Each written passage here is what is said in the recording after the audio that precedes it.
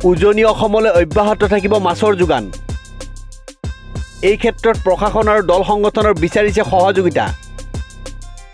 নগাঁৱৰ মীন পালকসকল নগাঁও মীন পালক সন্থাৰ সদস্য নহয়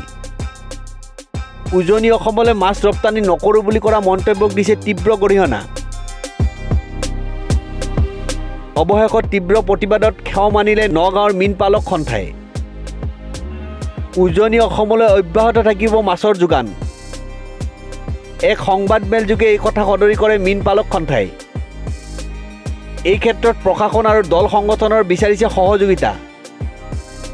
নগাঁৱৰ মীন পালকসকল নগাঁও মীন পালক সন্থাৰ সদস্য নহয় বুলিও কৰিলে মন্তব্য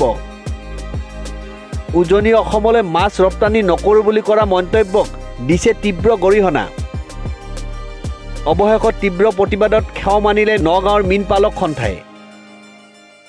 উজনি অসমলৈ অব্যাহত থাকিব মাছৰ যোগান এক সংবাদমেলযোগে এই কথা সদৰি কৰে মীন পালক সন্থাই